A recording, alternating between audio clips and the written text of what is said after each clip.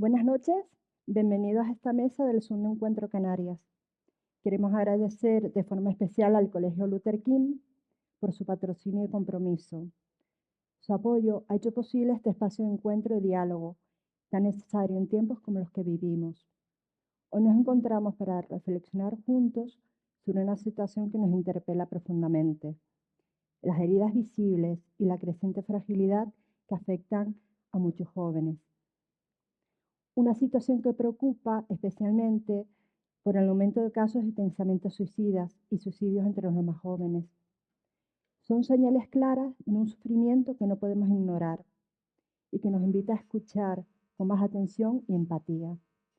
Vivimos una época marcada por la sobreexposición de estímulos constantes, ¿no? Redes sociales, tecnología, entretenimiento sin fin, pornografía. Lejos de ofrecer plenitud, estos estímulos muchas veces generan vacío, desconexión y frustración. Se crean expectativas difíciles de alcanzar, que terminan afectando la autoestima y la forma de vincularse con los demás.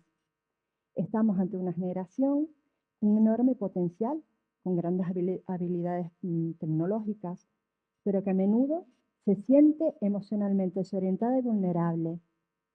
Este espacio de diálogo que compartimos hoy busca justamente esto: entender mejor esta compleja situación y pensar juntos en soluciones más humanas y eficaces, si las hubiera. La fragilidad que observamos en los jóvenes no es sinónimo de debilidad, ¿no? Es más bien un grito que necesita ser escuchado.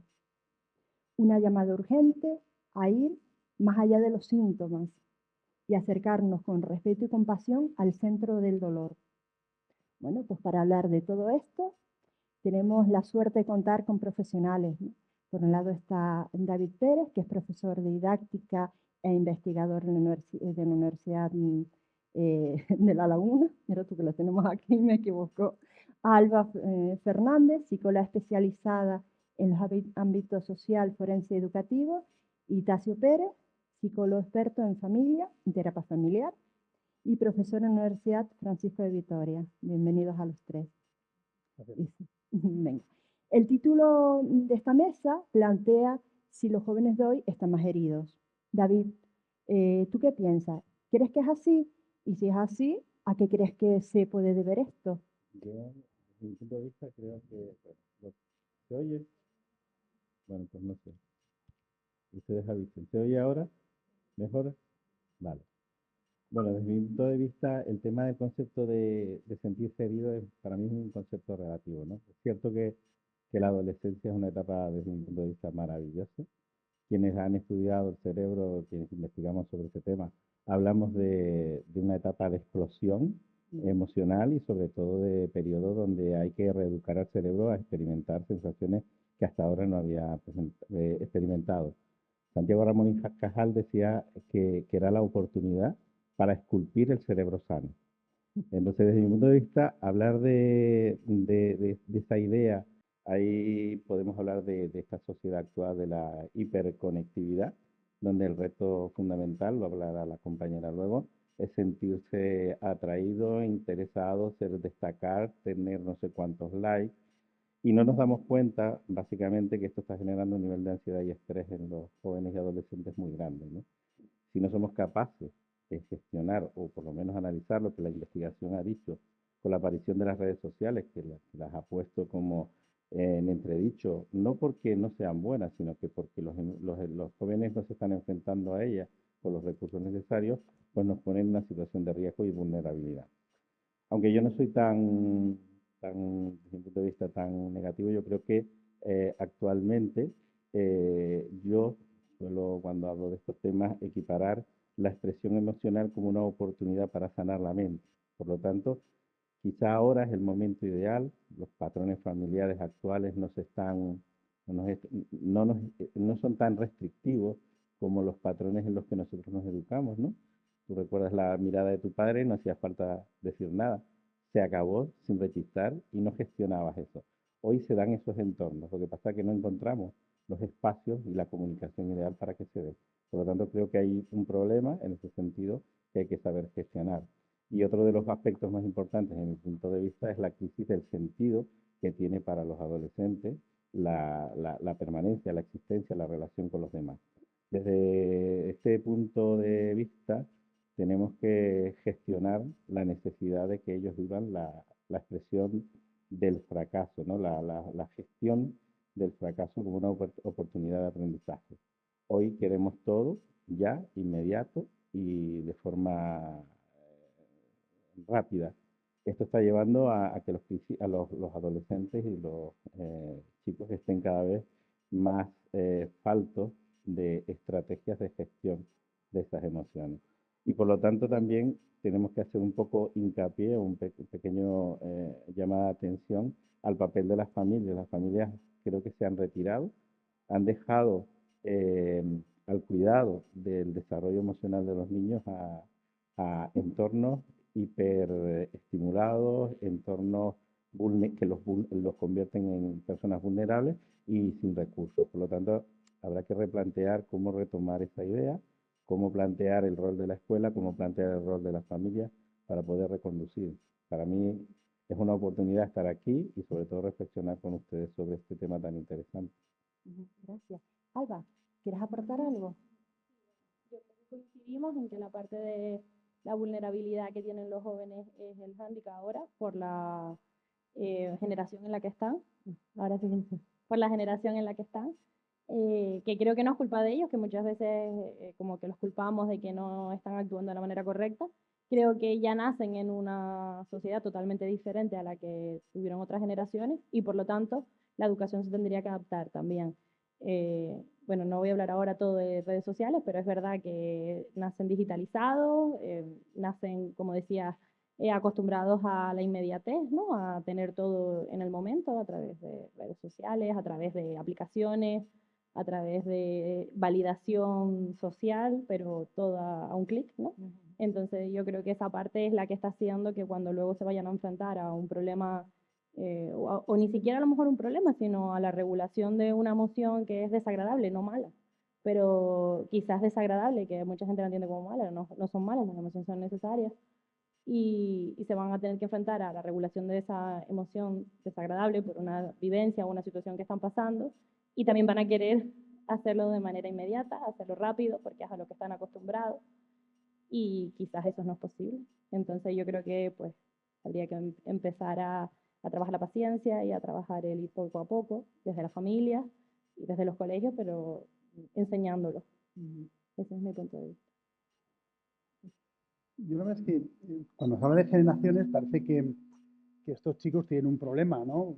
Deben tener algún cromosoma que en esta generación ha salido mal. Y en realidad estos son víctimas de lo que nosotros hemos hecho. Es decir, porque estos jóvenes, bueno, pues son más frágiles, porque nosotros hemos renunciado a hacer cosas que antes se hacían. O no hemos sabido adaptarnos a estas nuevas necesidades. Yo creo que como padres, ¿no? Como sociedad, como educadores, no lo hemos hecho bien. Es evidente. Y ellos sufren las consecuencias de que nosotros ya hemos renunciado, por ejemplo, pues a quererles bien. Es que es más fácil darle un móvil al niño que me está molestando en la comida que dedicarme a educarle, a estar con él. Es más difícil aguantar el papá me aburro, que ponerle la televisión o darle una tablet para que se entretenga, ¿no? Hemos apostado nosotros también como generación somos una generación muy individualista. Es verdad. O sea, lo importante es mi felicidad. Lo importante es que yo esté bien. Lo importante es que tenga éxito. Esto lo hemos transmitido a ellos. La educación es, tienes que tener éxito. Tienes que hacerlo todo bien o tienes éxito o fracasas. Y esto es un reflejo de lo que nosotros vivimos, ¿no? A nivel de familia, por ejemplo, ¿no?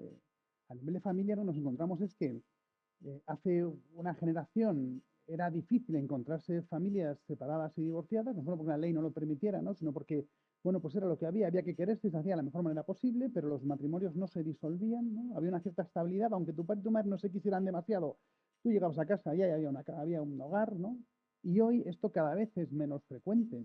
Y esto es porque, bueno, nosotros como generación hemos decidido que queríamos ser felices, habíamos visto quizá el ejemplo de nuestros padres, no se habían querido, yo no quiero eso para mí, entonces yo quiero ser feliz, si mi matrimonio me hace feliz, fenomenal, si no, pues no.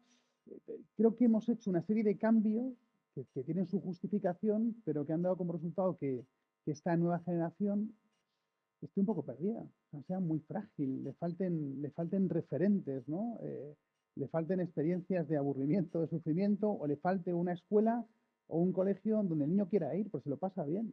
Es que yo en el colegio me lo paso bien. Tengo un profesor que es un pesado, pero me lo paso bien. Están mis amigos, hago cosas entre ellas, voy aprendiendo cosas. Hoy el niño va al colegio, tienes que aprobar, hay una selectividad, la ESO, bueno, y creo que son demasiadas cosas que nosotros no hemos hecho bien y que hacen que ellos estén sufriendo todo esto. A ver, Alba, podremos decir que la exposición constante a la tecnología, ella es muy experta en esto, está influyendo en el aumento de los pensamientos suicidas, ¿vale? Especialmente entre los adolescentes. Yo quisiera que profundizaras un poco más en esto, por favor. Yo creo que si miramos estudios, reflexionamos, leemos metaanálisis, coinciden en que la exposición prolongada a la tecnología o un mal uso puede afectar a las emociones negativas.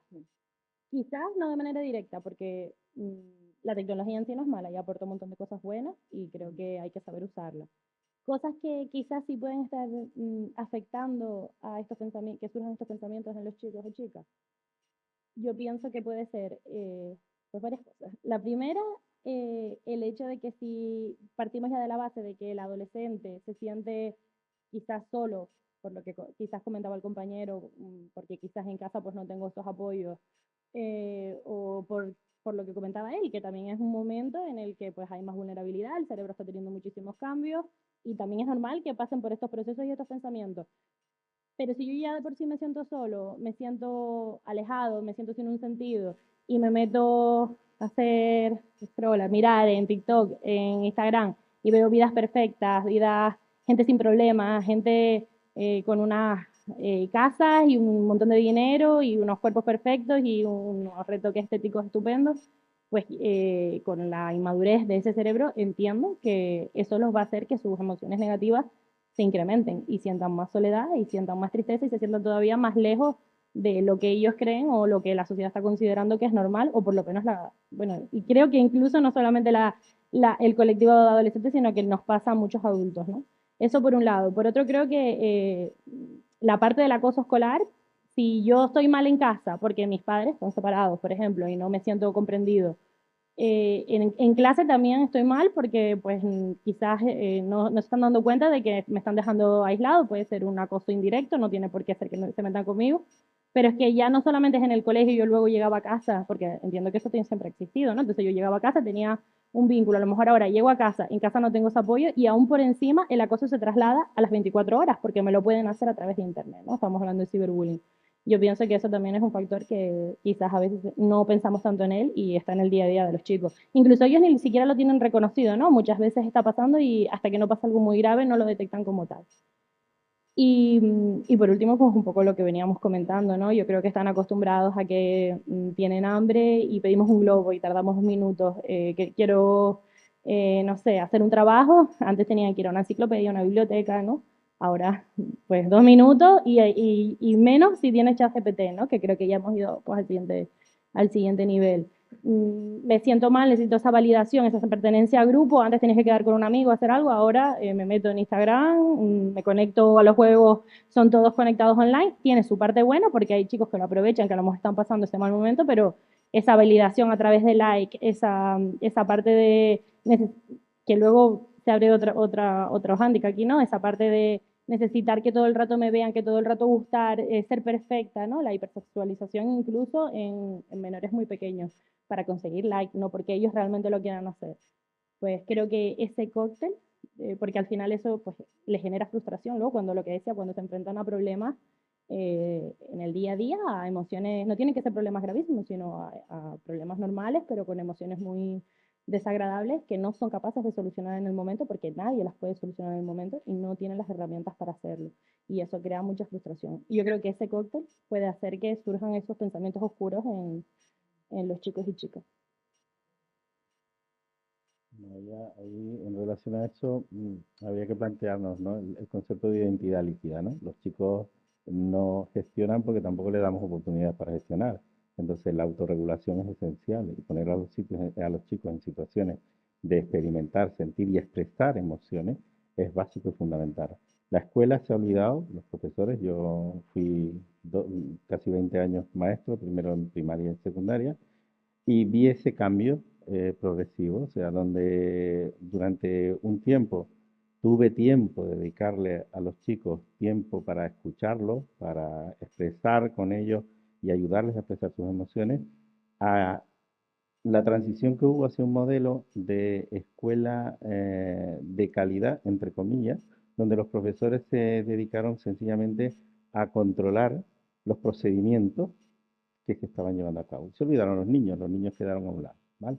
Entonces, en esta experiencia creo que habrá que reflexionar sobre la idea de reconstruir el modelo de escuela. Y los padres, desafortunadamente, han desaparecido progresivamente de la escena, ¿no? Tenemos a dos padres muchas veces para mantener un hogar, trabajando hasta altas horas, los niños. Muchas veces ya no tenemos a los abuelos porque los abuelos ahora están en residencias, antes nos cuidaban a los niños. Todo esto está generando una sinergia, básicamente, que están llevando a los adolescentes, a los niños, a sentirse aislados y en soledad, ¿vale? Por eso es muy importante para mí recuperar la comunicación, repensar el rol de familias y el rol de profesores y estar más atentos a las señales, ¿no? Yo creo que lo que no puede ser, se lo decía a los compañeros antes, que tú le preguntes a día de hoy a un niño si quiere ir a la escuela, que te diga que no y le preguntes por qué y te diga porque es aburrida, ¿no? Estamos curiosamente en la época más, de más recursos tecnológicos para hacer de la educación algo maravilloso y los chicos se están yendo a la escuela a aburrirse. aquí hay algo que hay que replantear, hay que pensar, ¿no? Y claro, en ese modelo que decían los compañeros, modelo competitivo, donde no se gestiona el sentido de frustración, pues cuando los niños empiezan a frustrarse y a fracasar, pues empiezan a tener ideas suicidas, a tener sensación de invalidez, de no estar validado por mi profesor, por mi padre, por mi madre, y empezar a enfrentarse al fracaso como una experiencia negativa y no como una oportunidad para aprender. Por eso tenemos mucha responsabilidad quienes educamos en un modelo determinado. Nos olvidamos, pensamos, como dice el compañero, toma la tablet, toma el móvil, entretente, pero no estamos pensando y preocupándonos por qué está pasando por esas cabecitas, y eso es muy importante. Para mí hay un elemento que es muy importante, que es clave, que es la fuerza de lo relacional. ¿Sí? Es decir, que las redes sociales, ¿no? Nos impiden el trato, el contacto real con los demás, ¿no? La fuerza que tiene una mirada, que tiene un abrazo, que tiene una patada de un amigo, que tiene un enfado, no la tienen las redes sociales, ¿no? Es decir, somos familias cada vez más pequeñas porque pues, las circunstancias socioeconómicas hacen que no haya familias numerosas tanto como antes, que cada vez hay menos hermanos, cada vez las relaciones son más de la propia familia. O sea, la fuerza de la comunidad, la fuerza de los amigos, la fuerza de... Porque igual tus padres te parecen un rollo, pero si estás con tus tíos también son un rollo, pero en fin, al final vas viendo modelos familiares, vas viendo cómo tus primos son así. Aprender a ser hermanos, ¿no? No solamente filialmente, ¿no? Sino hermanos, ¿no? De jugar con otros niños da mucha flexibilidad, porque aprendes que los demás son diferentes, que tienes que aprender a tolerar, que tienes que aceptar, que tienes que gestionar las emociones que te provoca la relación con el otro en la relación. Porque cuando yo, a través de una red social, recibo un comentario, una foto que he hecho, no hay relación. Es decir, yo me quedo dándole vueltas a lo que ha dicho ese amigo sobre la foto en la que yo he salido, ¿no? Mientras que en lo relacional, yo llego y tú me dices qué mal te queda esa camisa y yo me cago en tus muelas, ya tenemos una relación distinta y hay que volver a relacionarnos, ¿no? O sea, parece mentira que en España, con lo que nos gustan los bares y salir, esto haya calado, ¿verdad? Pero qué importante es volver al sentido de comunidad, a tener relaciones con otros, ¿no? Las redes sociales deberían servir para quedar a tomar una caña, para quedar a dar una vuelta, ¿no? Y en la medida en que no están sirviendo para eso, sino que están sirviendo precisamente para lo contrario, ¿no? A veces vemos a grupos de jóvenes, ¿no? Y también de adultos, ¿eh? Que hemos quedado y estamos todos con el móvil allí relacionándonos a través del móvil, ¿no? Incluso en los propios hogares, ¿no? El otro día estoy a punto de mandarle un WhatsApp a mi hijo para que viene a cenar. Estaba en su habitación, digo, a ver si así me hace caso, porque llama ya 2 veces, ¿no? Entonces, joder, no puede ser esto, no puede ser. Yo creo que esa sí es la clave, que si tú quieres también, entiendo que las familias que muchas veces no quieren eso para sus hijos, pero no se dan cuenta que son modelos a hacer, entonces si no quieres que tu hijo esté viendo TikTok mientras cena, no estés tú viendo Instagram, ¿no? Entonces creo que enseñar con el ejemplo, que a veces es muy difícil porque entendemos que pues vienen de un día duro, necesitas desconectar, quieres descansar, pero quizás aquí conecta un poco con lo que decías tú antes del esfuerzo, ¿no? De, bueno, a lo mejor tengo que hacer ese esfuerzo de decir, pues entiendo que antes se hacía, ¿no? También querrían desconectar y lo hacían. Entonces yo creo que eso sí puede ser clave. Bueno, casi. Muchos jóvenes de hoy se sienten atrapados en la soledad y en el desencanto. ¿Cómo podríamos ayudarles a recuperar la esperanza de una vida bella y salir de este hastío en el que a veces se encuentran? ¿Es posible? A ver, ¿es Claro que es posible? posible. ¿Cómo podemos ayudarles teniendo una vida bella? Teniendo una vida bella. El niño, el adolescente mira y quiere reproducir. Esto ya, bueno, todos los modelos de aprendizaje, ¿no? Desde Bandura hasta, bueno, hablan de que el niño está constantemente mirando qué es lo que pasa y quiere reproducir o no lo que ha visto. Nosotros quizá como generación hemos visto a veces, ¿no? Que nuestros padres no se querían bien y no hemos querido reproducir eso. Y por eso quizá hemos adoptado este plano que decía antes muy individualista. Oye, la propuesta para nuestros hijos es justo la misma o la contraria. Vamos a enseñarles que hay una vida bella que vivir, lo que tú decías. O sea, yo no puedo decirle a mi hijo, oye, no puedo estar todo el día viendo TikTok si con frecuencia me pilla leyendo en Marca, ¿no? Y sin hacerle caso, ¿no? O sea, yo no puedo decirle, oye, no te entregues a relaciones vacías y cuando yo no tengo buenas relaciones con mis amigos. Oye, chico, no puedes andar viendo a ver con quién te lías este fin de semana cuando yo no soy capaz de amar a su madre, ¿no? Y creo que la clave es enseñarles a través del testimonio que uno puede tener una vida bella. Esto no significa que sea una vida perfecta, porque igual, chico, yo no, pues hago lo que puedo, llego hasta donde llego, igual a veces no trato bien a tu madre, igual yo me he separado y me he divorciado, pero la clave es que soy consciente de que yo no he sido capaz de hacer algo, yo no he sido capaz de querer bien a tu madre, por eso nos separamos. Y creo que hay una vida buena y creo que yo puedo enseñarte quizá a través de mis errores lo que yo no he hecho bien, ¿no? O sea, que no significa ser perfectos, ¿no? Sino decirles, pues que la vida, hijo mío, merece la pena, ¿no? Y que los niños tengan referentes, ¿no? Y esto es muy importante y esto se ve en la escuela. Uno puede tener 8 profesores malísimos, pero ha tenido un profesor, ha tenido una profesora buenísima. Y dice, joder, quiero ser maestro. Merece la pena ir a la escuela. Y la tuve solo una vez, ¿no? Es decir, que para los niños, para los adolescentes, es importante tener esperanza y confianza, porque todos estos adolescentes que hablábamos antes, que tienen ideas suicidas, que tienen este vacío existencial, lo tienen porque en sus vidas probablemente no haya nadie cercano, ningún modelo que les haga generar ilusión. O sea, tengo que seguir viendo una vida que para mí a día de hoy ya es un infierno y no veo que haya esperanza para mí, porque nadie me ha hablado, nadie me ha testimoniado que un amor grande es posible, que un gozo real es posible. No es lo que me venden aquí. O sea, todo el mundo es súper feliz, pero esto es un rollo. O sea, yo quiero ver gente de verdad, porque esto me genera ansiedad, porque yo no puedo estar en una playa de Fiji con el tipazo que tiene esta tipa, ¿eh? Pero sí puedo ir con mi tipo aquí a la playa, con mi familia, con mis padres, con los amigos, porque me lo paso bien. Esto es importantísimo. Es decir, que nuestra labor, igual que nosotros somos responsables de su malestar y su ansiedad, también a día de hoy somos responsables de transmitirles a través de una vida bien vivida que merece la pena vivir, que lo que les espera por delante puede ser buenísimo, puede ser estupendo. Esto hay que decirlo siempre y hay que testimoniarlo la mayor parte del tiempo, desde el acierto, pero también desde el error. Desde el error. Hay cosas que no hago bien y ya sé que no las hago bien y que no las he hecho bien. Hablemos de ello, hijo mío. No tengo por qué justificar lo que sé que no hago bien o no puedo autoengañarme pensando que todo lo que he hecho está bien. Y cuando hay gente que me dice, yo no me arrepiento de nada de mi vida, digo, pues yo de muchas cosas. Pero ya está, o sea, me arrepiento y las haría distinto. No podemos justificar todo lo que hacemos. El otro día leí una entrevista, no, veía una entrevista a Nacho Vidal.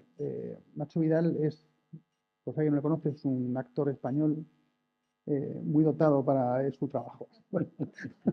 ¿No? Es un afamado actor porno. Y le entrevistaba y entonces él contaba su vida. Entonces él llegaba a contar cosas terroríficas de su vida. Él contaba que tenía que estar todo el día drogado, tomando cosas para poder funcionar, que se encerraba en su casa con una depresión de caballo y solo bebía alcohol y se masturbaba, que no podía, que tenía que...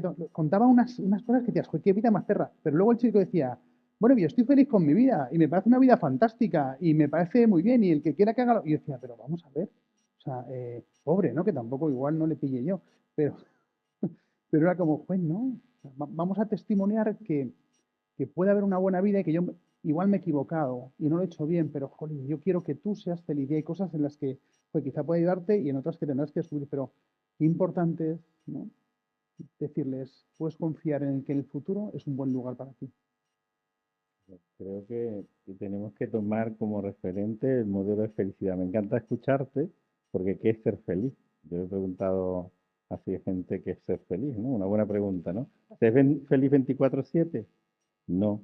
Pero para mí la felicidad, y eso es lo que hay que transmitir, un sentido realista del concepto de felicidad, es la capacidad de gestionar los buenos momentos sin frustrarte en los malos momentos que también tiene la vida y darte herramientas para ser capaz de gestionar esos malos momentos, ¿no? Cuando tú a tu lóbulo prefrontal le das la oportunidad que vea en gris, se pasa toda la vida en gris. Entonces, si tú no le das herramientas para que interprete los aspectos, digamos, más negativos, entre comillas, desde una perspectiva de solución y de éxito, entraremos en pensamientos pues, probablemente suicidas, pensamientos depresivos. Entonces, el mito de la felicidad, como bien has escrito con el caso del amigo Nacho Vidal, pues no es tal real. Entonces, lo que ellos perciben a través de las redes, de los amigos, es felicidad 24/7. Con lo cual, cuando no me siento así, siento frustración, ¿no?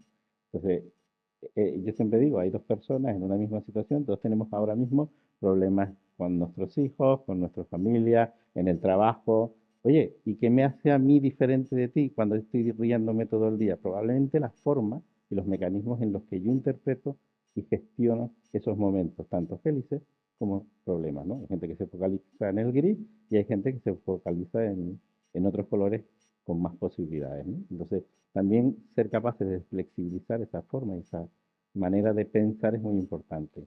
Y eso transmitirlo a los chicos, ¿no? Quizás con los modelos, teniendo modelos de referente, pero claro, como decimos, yo echo en falta los tiempos donde los abuelos nos educaban y donde estabas en la calle y ellos te acompañaban y el vecino te decía, eso no se hace, se hace tal. O sea, están faltando patrones, están faltando modelos y quizás a lo mejor tenemos que volver a ocupar tiempo del tiempo que queremos dedicar en casa a nosotros, dedicarlo a los chicos y a la familia, el tiempo en familia, como digo yo. Importante.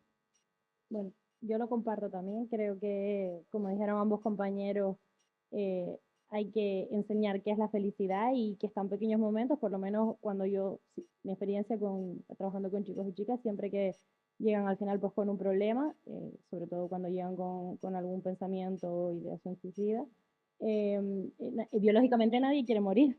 Entonces, realmente eso va en contra de nuestra propia naturaleza de supervivencia. Al final, ¿qué les está pasando a ellos? ¿Por qué están en contra de algo biológico, no? Eh, mm, pues porque no son capaces de ver de otro color. Están totalmente agotados o cansados y creen que no va a haber una solución. Entonces, yo creo que la esperanza, dar esperanza, un poco lo que decía el compañero, dar esperanza, decir, bueno, no siempre va a ser bien, pero va a haber una solución, de una manera o de otra va a haber una solución. Creo que el principal problema es que ellos, nadie les está dando esperanza en muchos de los casos, sobre todo estoy hablando de casos un poco más graves, ¿no? Se sienten que no son escuchados, que no hay nadie, que están solos, que probablemente no están solos, porque normalmente suele haber una familia detrás preocupada, pero quizás no ha sabido llegar a decirles, oye, me tienes o estoy aquí, ¿no?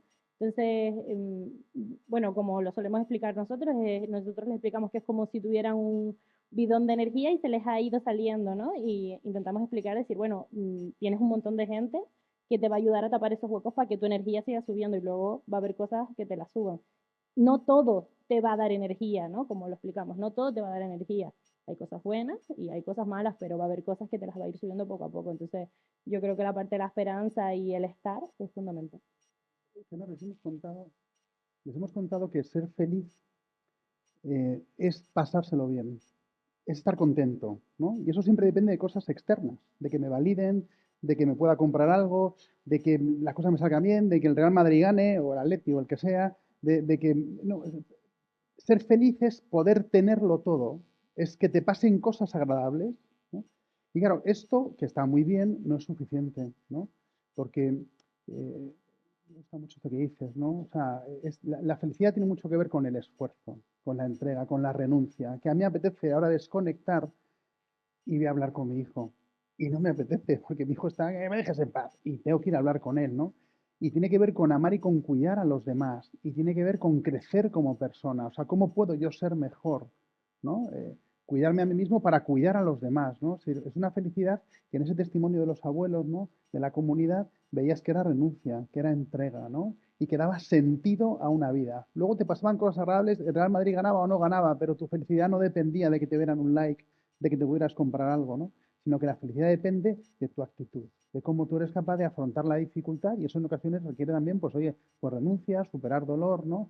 Y esto es una cosa que tampoco testimoniamos y que tampoco les contamos. Tienes que tener éxito, tienen que darte like, tienen que decir, claro, es agotador, no pueden sostenerlo, no pueden sostenerlo. Es que es mucha exigencia. Y si eres del Madrid todavía, pero si eres de otro equipo, yo que soy del Madrid, ¿no? Creo que hay que recuperar algunas cosas del pasado que estaban muy bien. Yo siempre digo, yo viví en una época en la que jugábamos en la calle y no importaba si habían coches, si se le daba un pelotazo a un coche no pasaba nada. Donde además hacer las pilladas que hacíamos en aquella época pues eran objeto de risa, no de sanción. Donde además estabas al cuidado de todos los demás, del que te vigilaba y donde empezaron a aparecer las tecnologías. Pero a mí, cuando aparecieron aquellos joysticks que se movían para arriba y para abajo, ¿se acuerdan de esa época? A mí me parecía aburridísimo. Digo, Dios mío, con lo bien que se pasa en la calle. Hoy día, ¿quién está en la calle? Si yo miro a veces y yo me pongo, me gusta ser, soy muy observador, y voy por la calle mirando, ¿no? Y muchas veces ves en las plazas prohibido perro, prohibido coche, prohibido pelota, y dentro de poco habrá un niño tachado, ¿no? Prohibido niño. O sea, ¿y dónde vamos a expresarnos? ¿Dónde vamos a jugar? ¿Dónde vamos a convivir? Entonces, las ciudades habitables también hay que repensarlas, ¿no? Porque tampoco invitan o no es agradable muchos de los diseños urbanísticos que tenemos en las ciudades ahora y no son apetecibles para los niños, para acercarse. Entonces, habrá que tomar iniciativas, ¿no? Algunas iniciativas en las ciudades que cierran los fines de semana. O sea, los fines de semana me encanta cuando vas a un pueblo y están todas las canchas cerradas, ¿no? Es curioso, porque cuando tienen los niños libres el fin de semana para jugar, todas las canchas del municipio están cerradas, porque hay que ajustarse a los horarios de la administración, ¿no? Pues a mí me parece un poco contradictorio, ridículo, ¿no? Además, tenemos- Lánzate, lánzate. rápido, rápido. Luego vamos rápido. Rápido, que creo que es entrenamiento, es decir, lo que hablábamos un poco antes, a lo mejor pues quedabas en una plaza, ¿no? Y si no aparecía tu amiga, pues esperabas y te frustrabas y no pasaba nada. Ahora imposible porque enseguida te estoy mandando un WhatsApp, estoy viendo a otra persona o estoy viendo TikTok, entonces el estar en la calle creo que es entrenamiento. Bueno, para terminar, ¿no? Vamos a terminar. Em, y lo vamos a enlazar con el lema del Encuentro Canarias. ¿De dónde volver a comenzar? ¿De dónde volver a comenzar? A ver. Dase, venga, empieza. Yo creo que no partimos de cero, sí, hay muchas cosas muy buenas, ¿no? Pero creo que ya hemos comentado algunas cosas, ¿no? O sea, para mí es muy importante recuperar el valor de la familia, recuperar el valor de la familia, que se sustenta en el amor entre un hombre y una mujer, ¿no? Que deciden quererse y cuidarse en el tiempo, con todo eso lo que implica de ver cómo, lo que implica también de renuncia, ¿no? De ver cómo mi padre cuida a mi madre, de ver cómo mi madre soporta a veces a mi padre, ¿no? También sus manías, ¿no? De tener un entorno en el que los niños, los adolescentes, eh, un entorno de seguridad, ¿no? De estabilidad, ¿no? Pero también un entorno de profundo diálogo, ¿no? De invertir tiempo y esfuerzo en esto, ¿no? Creo que tenemos que empezar por recuperar el profundo valor de la familia. Todas las revisiones sistemáticas que hay, todos los metaanálisis que encontramos acerca de la relación que existe entre separación y divorcio, ¿no? Y dificultades en el desarrollo, hablan de esto. Es decir, bueno, tienen muchísimas más probabilidades los hijos de padres separados y divorciados de tener problemas que los que siguen sus padres casados, aunque no se lleven bien, ¿no? Entonces, la ciencia nos dice algo que es evidente para todos, ¿no? Si recuperamos el valor de la familia, la estabilidad de la familia, eh, vamos a conseguir marcos mucho más estables para el desarrollo psicoafectivo de los niños. ¿Qué hay que empezar? Hay que empezar a querer, a querer a tu marido, a querer a tu mujer y a decirle a nuestros hijos que tienen que ellos están aquí para querer a otras personas y para cuidar a otras personas. Yo creo que esa es la clave, recuperar el amor, ¿no? Como centro neurálgico de la existencia del individuo, de la existencia de la familia, ¿no? Recuperar el elemento central no del éxito personal, sino de el amor, la entrega a los demás, ¿no? Como eje vertebrador de toda una existencia. Y esto se ve de una manera muy natural en el entorno de la familia. Bueno, compañeros, me permiten la licencia porque a mí me encanta cuando llego a estos espacios, pues reflexionar en alto y no quiero dejarlo porque lo había preparado por escrito de leer porque se me puede escapar alguna cosa, ¿no? Entonces, una síntesis de por dónde comenzar y tratando los puntos que más o menos hemos abordado, me gustaría leer lo que para mí puede ser el comienzo, ¿vale? Cuando uno se siente herido, perdido, frágil, la tentación es encerrarse o fingir fortaleza, pero tal vez la verdadera fuerza esté en atreverse a volver a comenzar. ¿Desde dónde? Desde lo esencial. Volver a comenzar desde el vínculo, volver a confiar en que alguien puede escucharnos sin enjuiciarnos, mirarnos sin corregirnos, sostenernos sin condiciones. Los adolescentes necesitan menos diagnóstico y más presencia. Volver a comenzar a restaurar la capacidad de estar con el otro sin palabras, sin filtros, sin prisa. Volver a comenzar desde la palabra. La palabra que nombra el dolor lo transforma. Lo que se puede decir se puede pensar, y lo que se puede pensar se puede cuidar. Por eso volver a hablar, volver a contar, volver a preguntar es ya un acto de sanación. Educar también es abrir espacios para la palabra. Volver a comenzar desde el sentido. No se trata solo de que el joven se porte bien o encaje, sino que descubra para qué está vivo y para qué pertenece y por qué pertenece a ese espacio y a ese entorno. Y volver a comenzar con el adulto presente. La fragilidad adolescente necesita adultos que no solo sepan todo, pero que simplemente estén. No se trata de tener respuestas perfectas, sino que de ofrecer el acompañamiento real, de ser puentes y no muros.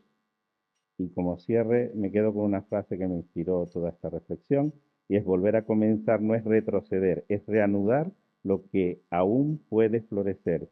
Y para los jóvenes quizá basta con que alguien les diga: aquí estoy, confía en mí, empecemos de nuevo. Yo ya no voy a hablar. Ya lo has dicho todo, pero espera, queda algo, queda algo. Bueno, creo que poco puedo decir, ¿no? No, te damos Eh, tiempo. Es que coincido en todo. Preciosa reflexión, es fantástica.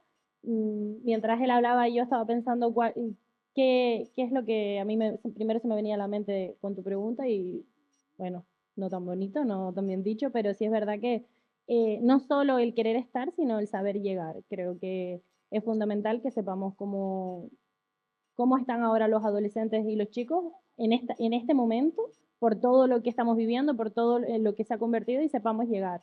Creo que no estamos sabiendo llegar, que no estamos sabiendo estar y ellos se están viendo solos. Entonces, bueno, yo concluiría así, no solo estar, sino saber llegar. Bueno, pues me quedo con algunas de vuestras afirmaciones, que, por ejemplo, la necesidad de contar con modelos de familias estables, amorosas, conscientes de su papel educativo y afectivo. También me quedo con la idea de dotar a los jóvenes instrumentos para afrontar y gestionar la frustración, también con la crisis existencial, ¿no? Y también con el valor de cuidar el bienestar emocional, fomentar una educación emocional sólida, ¿no? Saber llegar, eso me encantó. Bueno, y lo tuyo, es que ya me quitaste el final. ¿Qué voy a decir después de lo tuyo? Bueno, vale. Bueno, hoy más que nunca necesitamos mirar las heridas sin miedo, porque justo ahí puede empezar a lo nuevo, que es lo que hemos hecho hoy. Muchas gracias a los tres por estar aquí, por vuestra generosidad, por venir de forma desinteresada a compartir vuestro tiempo, vuestra experiencia y vuestras palabras. Gracias también a todos ustedes, ¿no?, que nos han acompañado esta noche, porque sin una comunidad dispuesta a mirar de frente este problema, pues nada de esto tendría sentido. Y también agradezco una vez más al Colegio Luther King, pues por facilitar este espacio y sumarse a esta iniciativa. Muchas gracias.